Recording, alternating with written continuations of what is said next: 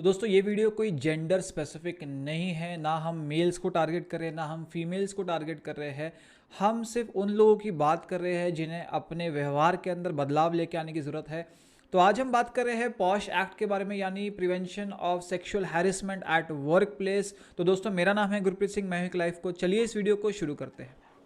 दोस्तों अक्सर जब हम जॉब ज्वाइन करते हैं तो हम बहुत सारी एस्पिरेशन के साथ जॉब को ज्वाइन करते हैं कि हम अपनी सर्विसेज देंगे वहाँ पर, हम वहाँ पर बेहतरीन तरीके से परफॉर्म करेंगे, काम करेंगे, अपने काम के थ्रू उस कंपनी को और हाइट्स पर लेके जाएंगे और अपने लिए भी एक अच्छा करियर बनाएंगे। पर कभी कभी वर्क प्लेस में कुछ ऐसे एक्सपीरियंसेस हो जाते हैं जो उस पर्सन की सारी एस्पिरेशंस को ख़त्म कर देते हैं। और यहाँ पर हम बात कर रहे हैं जहाँ पर आपके वर्क प्लेस पे आपके बॉस के थ्रू, आपके कलीग्स के थ्रू, कोई हायर अथॉरिटी पर्सन के थ्रू अगर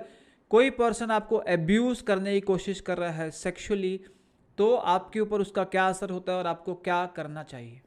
दोस्तों अक्सर लोगों को लगता है कि सेक्सुअल हैरेसमेंट सिर्फ मेन करते हैं और वो फीमेल्स के साथ ही होता है, पर ऐसा नहीं है। डेटा बताती है कि बहुत सारे मेल्स के साथ भी सेक्सुअल हैरेसमेंट होता है या उसकी ट्राई की जाती है, और अक्सर ये मेल्स बाहर आकर अपने प्रॉब्लम्स को, अपने एक्सपीरियंसेस को शेयर नहीं कर पाते क्योंकि उन्हें बहुत ज़्यादा एम्बैरेसमेंट का डर होता है। पर मेल्स और फीमेल्स, ये जेंडर की बात नहीं है, ये एक पर्टिकुलर माइंडसेट की बात है जिसे हमें ओवरकम करना ज़रूरी है।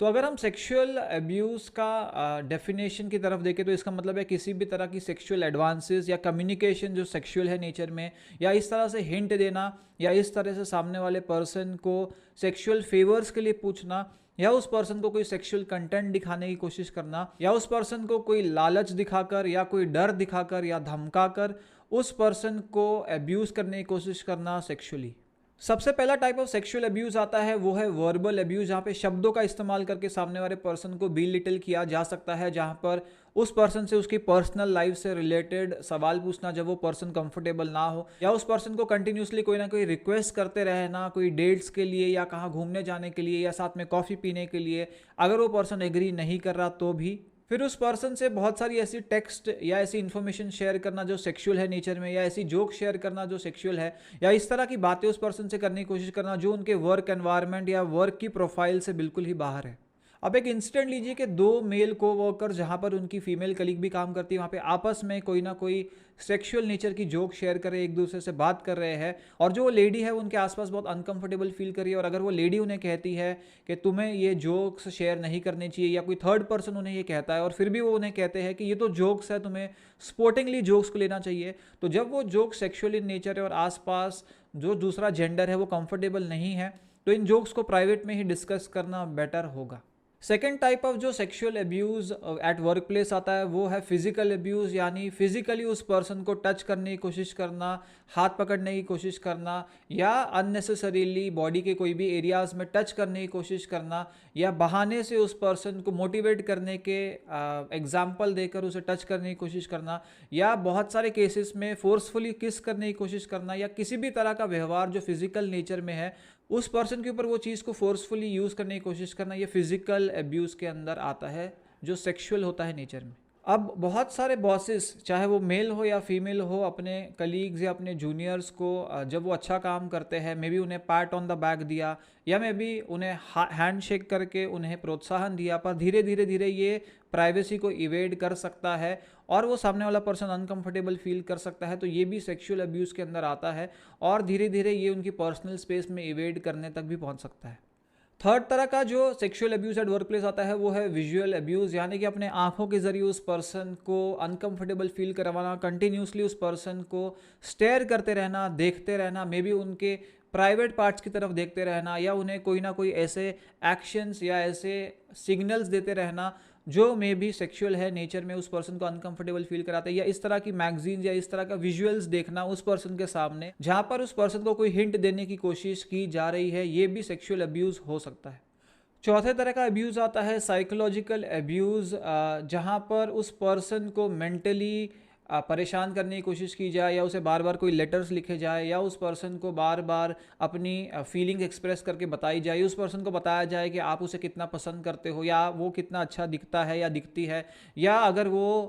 उनकी पार्टनर होती तो वो कितने हैप्पी होते, या उनको और बेटर पार्टनर मिल सकता है। तो इस तरह का कुछ इन्फॉर्मेशन उनसे शेयर करना जहाँ पर आप बता रहे हो कि आप उसमें कितने ज़्यादा इंटरेस्टेड हो और वो सामने वाला पर्सन बहुत ज़्यादा अनकंफर्टेबल फील कर रहा है। अब एक मेल या फीमेल को वर्कर ने अपने दूसरे को वर्कर को कहा है कि मुझे तुम बहुत पसंद हो और मे बी मैं तुमसे मैरिज करना चाहता हूँ, या मे बी हम एक रिलेशनशिप में हो सकते हैं, पर उस पर्सन ने बिल्कुल ही डिसएग्री कर दिया कि उसे रिलेशनशिप में नहीं रहना, या ऑलरेडी वो रिलेशनशिप में है। फिर भी वो पर्सन उस पर्सन के पीछे कंटिन्यूसली पीछे पड़ा हुआ है, उसे फ्लावर्स देने की कोशिश कर रहा है, बुके देने की कोशिश कर रहा है, कोई गिफ्ट देने की कोशिश कर रहा है, उसे बार बार इंडिकेशन दे रहा है कि वो पर्सन उसके पीछे अब तक है, इंटरेस्टेड है। और एक बार नो सुनने के बाद भी जब ये कंटिन्यू करता है तो एक तरीके से ये भी सेक्सुअल अब्यूज़ की कैटेगरी में आता है, जो कि साइकोलॉजिकली पर्सन को अफेक्ट कर सकता है। अब इंडियन लॉ में दो तरह का सेक्सुअल अब्यूज़ है जो लीगली एक्सेप्टेड आता है। जो पहला आता है वो है क्विड प्रो को सेक्सुअल हैरेसमेंट, जहाँ पर आपका बॉस है, वो मेल और फीमेल दोनों हो सकता है, वो आपको कोई लालच देते हैं या आपको कोई दिस फॉर दैट सर्कमस्टेंसेस दिखाते हैं, जहाँ पर अगर वो आपके लिए कोई सेक्सुअली फेवर्स करे या आपके लिए सेक्सुअली प्रेजेंट रहे तो वो आपके जो रेन्यूमरेशन है वो बढ़ा सकते हैं, या आपकी जो वर्किंग कंडीशंस बेटर कर सकते हैं, या वो आपको इंक्रीमेंट दे सकते हैं, या मे बी आपकी जो वर्क के एनवायरनमेंट है उसको कंडीशंस को और ज़्यादा ख़राब कर सकते हैं, या आपकी जॉब पोस्टिंग चेंज कर सकते हैं, या मे बी आपको दूसरी ब्रांच में शिफ्ट कर सकते हैं, या मे बी आपको थ्रेटन करे कि अगर आपने उनकी डिमांड्स को फुलफिल नहीं किया तो आपका जो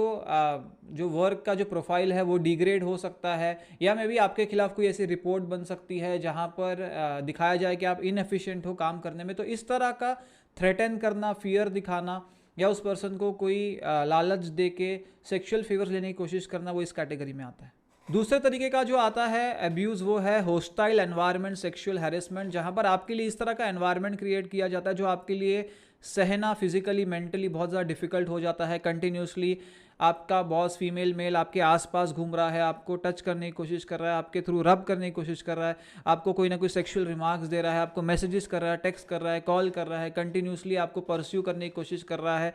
बहुत ऑब्वियस बना रहा है वो कि वो आपके पीछे पड़ा हुआ है। तो इस तरह का जो एनवायरनमेंट जो पर्सन को बहुत ज़्यादा कॉन्शियस बना दे, बहुत ज़्यादा उस पर्सन के अंदर डर का माहौल पैदा हो जाए, तो ये इस कैटेगरी में आता है। कुछ मिथ्स है सेक्सुअल हैरेसमेंट के बारे में। पहला जो मिथ है वो है कि सेक्सुअल हैरेसमेंट बहुत रेयर है, बहुत रेयरली होता है, ये वर्क प्लेस के अंदर बहुत गिने चुने लोगों के साथ होता है। पर फैक्ट है कि 40 to 60% विमेन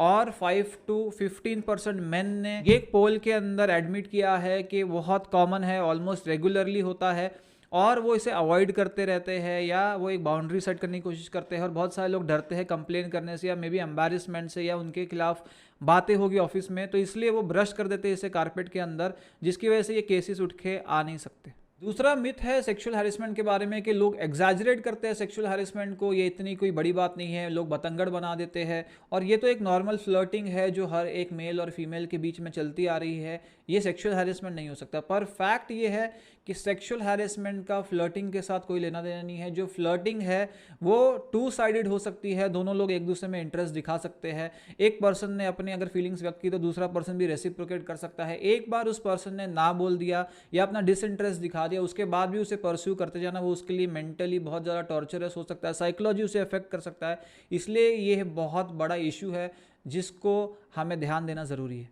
तीसरा मिथ है कि सेक्सुअल अब्यूज़ तब तक या सेक्सुअल हैरेसमेंट तब तक नहीं होता जब तक जो पर्सन सेक्सुअल हैरेसमेंट कर रहा है उसे पता नहीं है कि वो सेक्सुअल हैरेसमेंट कर रहा है, और उसका इंटेंशन ही नहीं है, वो तो अनजाने में कर रहा है। पर जो फैक्ट ये है कि अगर वो सामने वाले की विल के बिना है, उसकी मर्जी के बिना है, उसने डिसइंटरेस्ट दिखाया है, उसने स्टॉप करने को कहा है, उसने इस तरह के इंडिकेशंस दिए है कि the person is not interested, तो वहाँ पर ही रुक जाना सही है, उसे आगे परस्यू करना ये सेक्सुअल हैरेसमेंट की कैटेगरी में आता है। चौथी मिथ है कि सेक्सुअल हैरेसमेंट की ज़्यादातर जो कंप्लेन होती है वो विमेन या मैन इसलिए करते हैं कि उन्हें अपने जॉब के अंदर कुछ ज़्यादा इंक्रीमेंट चाहिए, या उन्हें जो बॉस है उनसे रिवेंज लेना है, या उसे जो कलीग से रिवेंज लेना है, या कोई पर्सनल इश्यूज़ है उसे इस तरह से फ्रेम किया जा रहा है। पर फैक्ट ये है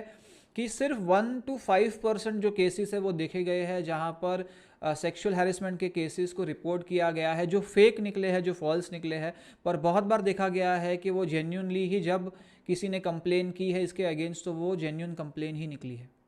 पांचवा मिथ सेक्सुअल अब्यूज या सेक्सुअल हैरेसमेंट के बारे में ये है कि विमेन प्रोवोक करती है या वही इंटरेस्ट दिखाती है या वही इस तरह के सिग्नल्स देती है मेन को, और जो उन्हें प्रोवोक करते हैं सेक्सुअल हैरेसमेंट या उन्हें सेक्सुअल एडवांसेस देने के लिए। पर और जो फैक्ट है वो ये है कि सेक्सुअल अब्यूज़ या सेक्सुअल हैरेसमेंट उन लोगों के साथ भी हुआ है जिनका उनकी ड्रेस के साथ, बिहेवियर के साथ, कम्युनिकेशन के साथ कोई भी लेना देना नहीं था। पर ये जो स्टीरियोटाइप है कि विमेन ही ट्रबल मेकर्स है या एक पर्टिकुलर जेंडर ही ट्रबल मेकर्स है, इसे ख़त्म करना बहुत ज़्यादा ज़रूरी है। जो सिक्स्थ मिथ है sexual harassment at work place के बारे में, कि अगर आप सेक्सुअल हैरेसमेंट की कंप्लेन नहीं करते हो या आप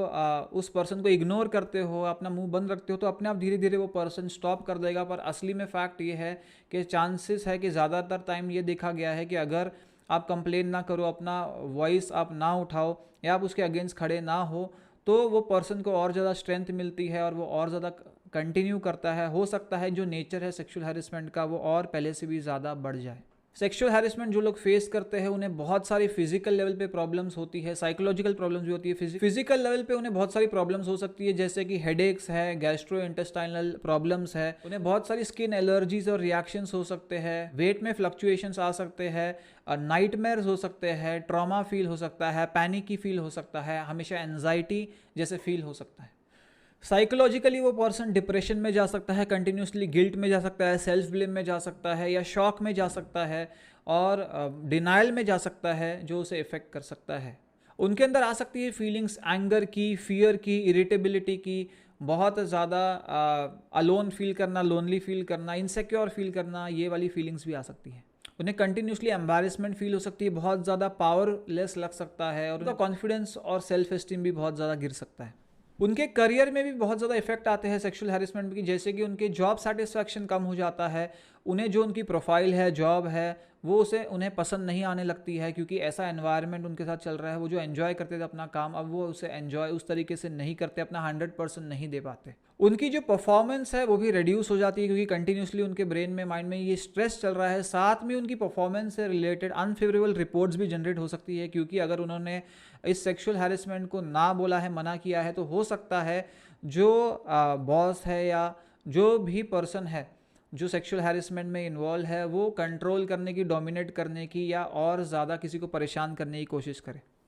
बहुत बार ऐसे लोग बार बार ऑफिस में छुट्टी लेने लगते हैं, क्योंकि उन्हें हेल्थ इश्यूज़ भी हो रहे होते हैं या उन्हें डर लग रहा होता है ऐसे एनवायरनमेंट को फेस करने के लिए। धीरे धीरे वो अपने करियर से डिस्टेंस होने लगते हैं और ये भी हो सकता है कि अल्टीमेटली वो अपनी जॉब लूज़ कर दे या खुद ही रिज़ाइन दे दे।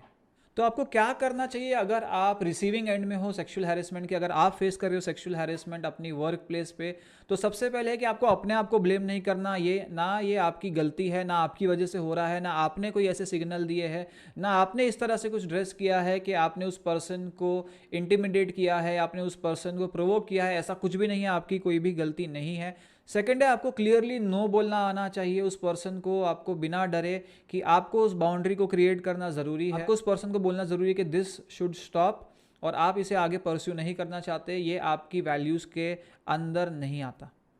पहले तो आप उस पर्सन को स्ट्रिक्टली ना बोल दीजिए, फिर भी अगर वो पर्सन नहीं रुकता है तो आप धीरे धीरे एविडेंस बिल्डअप करना शुरू कर सकते हो। जो जो इंसिडेंट्स हुए हैं आप उसका नोट लिखना शुरू कर सकते हो, पर्टिकुलर डेट टाइम लिखना शुरू कर सकते हो, ताकि आपके पास एविडेंस हो। किसी भी आपके एक क्लोज पर्सन से डिस्कस करिए कि आपके साथ ऐसा हो सकता है, ताकि वो आपके साथ खड़ा रहे, आपको सपोर्ट करने के लिए। इंटरनल कमेटी के अंदर भी आप इस इशू को हाईलाइट कर सकते हो, ताकि ये जो सेक्सुअल हैरेसमेंट है जहाँ पर स्टार्ट हुआ वहीं पर ही ये ख़त्म हो जाए। कंपनीज और ऑर्गेनाइजेशंस का भी यहाँ पे एक योगदान है कि वो अपने एम्प्लॉयज़ के अंदर, अपने ऑर्गेनाइजेशन के अंदर ज़ीरो टॉलरेंस पॉलिसी रखे सेक्सुअल हैरेसमेंट को लेकर, और कंटिन्यूसली अपने मेल और फीमेल एम्प्लॉयज़ दोनों को इस तरह की ट्रेनिंग दी जाए कि कितना ये डेंजरस हो सकता है उनके लिए, उनके करियर के लिए और सामने वाले पर्सन के लिए साइकोलॉजिकल कितना इम्पैक्ट हो सकता है, ताकि ये ट्रेनिंग्स उन्हें एक रिमाइंडर देते रहे कि उन्हें किस तरह से व्यवहार करना है अपने कलीग्स के साथ और अपने एम्प्लॉयज़ के साथ में। और अगर आप एक पर्सन हो जो पर्सन एक कंपनी में काम करता है, बॉस है या एक हायर